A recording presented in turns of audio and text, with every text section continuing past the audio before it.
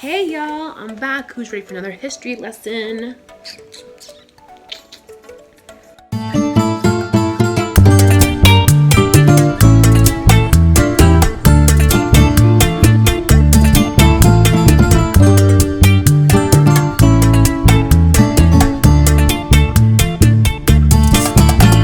Hey y'all, it's your girls. I'm Nosila. Welcome back to my channel. So today we're gonna talk about another fun. I don't want to say fun, but more so fascinating historical facts. But before we get into that, I want to say thank you so much for my subscribers. You guys are the best. And if you're new here, hi, I'm Dom. I make new videos every Monday, Thursday, and Saturday. And then other days if I feel like it. I'm trying to get more stamina, but you know, it's a work in progress. But yeah, if you're new here, go ahead and make sure you like, comment, share, and subscribe down below. I make new videos and I look like a little chocolate teddy bear fairy woman. What more could you want? Just go ahead and just take it, like you just have, look into here. You got it. Go ahead and subscribe, just go, you got it. Subscribe, okay, awesome, let's go. Today we're gonna be talking about Pinturas De Casta, which translates to like paintings of like castes. So when I look at the formation of US and the formation of Latin America, what is this accent today? I'm sorry, you guys. There's a lot of similarities in the racism, but I think what I wanted to say about Latin American racism, I feel like it's a lot more organized because, okay, with the US, system was kind of like this. There's a thing called the one drop rule. So you have any black blood in you, you are considered black. So that's why kind of what people most people that like, you know, are biracial. They have a like white mom, black dad, they consider themselves black most of the time, right? That's kind of how our country was like, you know, kind of how our, like, basically one drop rule. That's kind of how it works here. You know, that's how people concern themselves. Now, there wasn't too much distinction. So it's like you have white people that, like, you know, rich people, poor white people. Then eventually, you know, later in time, they do have discrimination against, like, maybe, like, against a lot of everybody. It's another video to do too. Exploring whiteness. If you want that video, make sure to like down below if you want a video exploring whiteness, because I actually do have my linguistic book still from college. So comment down below if you want that video. But anyways, so you know, it was just kind of like rich white, poor white, bottom, slaves, black people, like dark skinned black people, you know, freed slaves. And then also in the middle, you have kind of like people who are mulatto, for lack of a better word. Or now in the US, we call them mix. You wouldn't say mulatto in the US, it's considered like a slur. Just FYI. So a lot of people will say that in Latin America, and that's fine. But like the US, mulatto is considered like a slur. But that means like you're half black, half white. And yeah, and then you have people like can get higher up. Like, so you would have some people who were called quadroons, which means like you're a fourth black. So like your grandma's black, like it would be like that far down the line. And you have octoroons that were like an eighth black. Now people usually in these two rungs, being octoroon or quadroon, you could probably pass for white, which is something that people used during the abolitionists used during to their advantage, being like, hey, your kids could be confused with these slave kids because like they were passing. So fun fact. But I think it's interesting that like the US, we have like maybe 6 rungs, and like Latin America had at least 16 different distinctions for race and the combinations that people made in the new world and Nueva España, Nuevo Mundo. I'm gonna get into that a little bit more, okay? So if we want to explain kind of like the hierarchy of the new world, it's pretty simple. I'm starting to picture here. At the top, you have the Pinturas. At the top, English is hard. At the top, you have the Pinturas, who are the people who were from Spain, born in Spain. They're at the top, okay? And then you have who are called the criollos next, who are people who are Spanish blood but born in Latin America. Then beneath them you have like mestizos and mulattos. And then after that you have the indios, puro indios, or pure Indian, or like pure black people, right? Many people and black people are at the bottom of the rung, okay? You can get a little higher if you're like mixed, okay? And a lot of people do ascribe to that, like Brazil, they probably one of the biggest, I think they're the biggest black nation of Latin America. And they have tons of people coming from Europe after World War II for el blanquimiento, you know, so to help mix it up, make it a little bit whiter in the country. Because again, like from the inception of Latin America, it's like white has been right, you know what I mean? Like that's why the people who are actually from Spain have the highest ranking, you know. So that's how they see it. So we talk about these nominations were combinations of these people as a basic groups, but they really like try to fight it into like levels. And I want you to really pay close attention, because I'm gonna go from top to bottom, okay? I'm gonna go from top to bottom, and I want you to notice, please note, the skin colors, the names, which of course I'm gonna translate for you, but also like how they're dressed and where they're situated. Take note of that, okay? It's very subtle. So we're gonna get started. First we have Spanish man and Indian woman make the mixed child, or the mestizo, mestiza. See how they're dressed. They look all fancy like.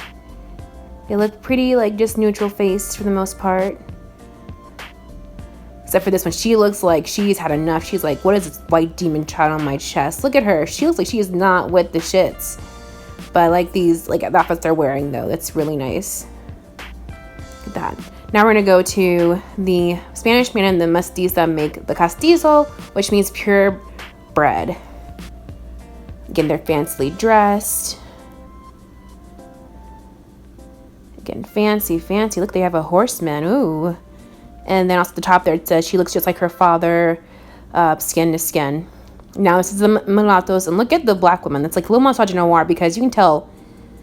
Each one they're like arguing. The woman's looking at him like, "Boo, what are you doing?" Look at the black man and the white woman. Oh, look at them. They're so happy. Oh, nope, arguing. Child's crying. My favorite one is this one. It looks like she's about to beat him, and then look at the baby, the poor baby. To make the Moorish child, which is Morisco, and this is the picture here. Look at her. She's over it. Look at the wife. She's over it. Child, which I know sounds weird as hell, and I don't know how that makes sense. But in Latin America, there's a tendency to call anyone who's Asian Chino, and then also anyone who like has Asian features Chino, as well as people who have smaller features may be called Chino. So like I have small curls, they were called like pelitos chinos, like little small curls. So thinking that, maybe that's it's my speculation, because I wasn't there, obviously, bitch wasn't there, but that's what I would guess. And then now it's the light-skinned Moorish woman and the Spanish man will make the albino child, and that just, again, is still albino, like that. They look so nice. Ooh, so lovely. And now the Spanish man and the albino will make the turn back. So, like, each one you see, like, they're two white people and they have, like, a black child. I think this guy's looking like, who is this kid? And look at this, there's a monster now. Like, they're so scared of having black children. It's ridiculous. It's like the subtle racism there. Like, why is there a monster? She looks neglected. Like, I just feel bad for that little girl. Look, she looks neglected. Look at how looking at the baby. Look, the Spanish man and the turn back make a tint in the air, which I'm just like, I don't know why they named it that, but tint in the air. Are you confused yet? It's pretty confusing. It's intense, but hang in here. Okay, I got you. Like, I'm gonna explain everything to you, okay? Just hang on. The Chinese man and the Indian woman make the jump back, like literally jump back. That's what it means. Literally jump back. And then the jump back and the mulatto make the wolf. Like literally lobo is a wolf. So we get a lot of animal names down here. And these are going to get like the most interesting names, I feel like. And now the tint in the air and the mulatto make the I don't understand you. Literally that means no te entiendo means I don't understand you. They even try to make a special name for it. Like they're just like, nope, I don't understand this. Why would two brown people have children and have more brown people? Don't they know they're beneath? Next, the black and the Indian woman make the wolf, later known as the zobo or cambujo, to be nicer. But yeah, those words are kind of interchangeable as far as being someone who is black and indigenous and racial composition. Now we have the mestiza, and the Indian woman make the coyote. So like really letting you know that if you're not mostly Spanish blood, you're kind of an animal to them. Like the kids even acting up in this one. They're a little bit poor, you can tell. But damn, we're not even human when she's just indigenous and black. The Abarizado and the Indian make the chimbaroreta, like, which I couldn't find the translation of that word, but like Abarizado is like mixed with black or red. And then now we have Boricino, and Indio makes the Zamboiga, which you know Zambo is mixed black and indigenous. Very interesting. And then we have the Zamboiga, it's the Lobo and the India making the Zamboiga, which is interesting. It's various versions of this Pinturas De Casta.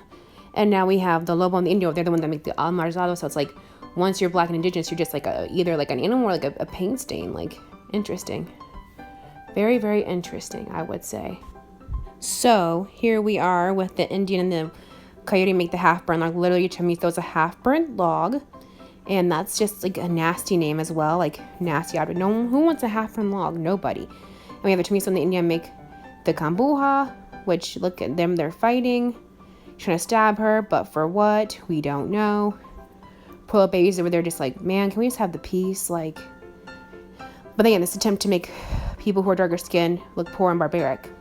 So that's the aim with that. Comment down below what you noticed in these paintings. So what were things that you noticed? Okay, so the main thing is when I first learned about sin in college, main things I noticed is that the people that were lighter skinned were in case alta, like the higher class, richer class. You can tell by the way they're dressed. They have servants, right? People who are lower class had darker skin like mine, and they were doing nothing really that much. Like no one's really doing anything in these pictures, but like they're really like, you can tell like they don't have that much to do anything with. Also too, you can tell the names become a little bit more like, as you go down the rung, they become a little bit, it's become more and more racist, honestly. Like they, we have a turn back, a jump back.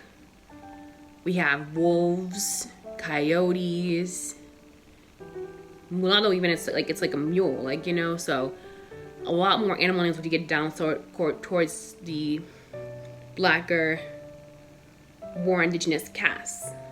And then there are some too. If I find them, I'll link them in here. But there are some that towards the bottom of the rung that are more black and indigenous, where they have like the husband slapping the wife. So there was someone in an effort to make people who are darker skinned seem more barbaric to people who were in Spain. And that's part of the racism of it all, is that you just have the white people are like high class, they have their nice clothing, but people who are darker skinned, they don't really have nice clothing. They just their traditional wear on, and they have these names like the wolf and the coyote and the jump back, so it's like subtle and tricky, because it's interesting too, because I feel like we're very racially divided in the US, versus like I feel like Great Britain's a little bit more closer, like the minorities are closer. And I know with like Latin America, especially like Caribbean, they like to say like, oh, like it doesn't matter, like we're all like Jamaican, we're all Dominican, we're all Cuban, we're all, but like it's not, like it's subtle. It's a little more subtle than the US. Like in the US you can feel the tension, you can feel like the knife, but like I still have it in other countries, but it's just a little bit more subtle, so yeah, it's fascinating. But like now it's like easier to understand kind of the roots of racism in Latin America. This is kind of how they thought of the people of their new nation, and how these like attitudes still kind of ring true for a lot of people today. So tell me down below what you thought was the most interesting thing about Latin American history, or las pinturas de casta. Like, I wish they were just paintings of houses. That'd be nice. But please comment below and tell me what you think was the most interesting thing about las pinturas de castas. Okay.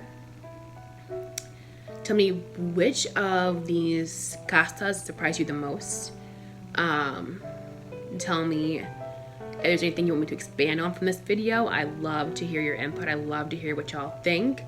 But yeah, if you got this far in the video, thank you so much for watching, and hopefully you learned something new. And again, if you have any suggestions, feel free to email me at domnosilo@gmail.com. And yeah, thank you so much for watching, and you have a fantastic day.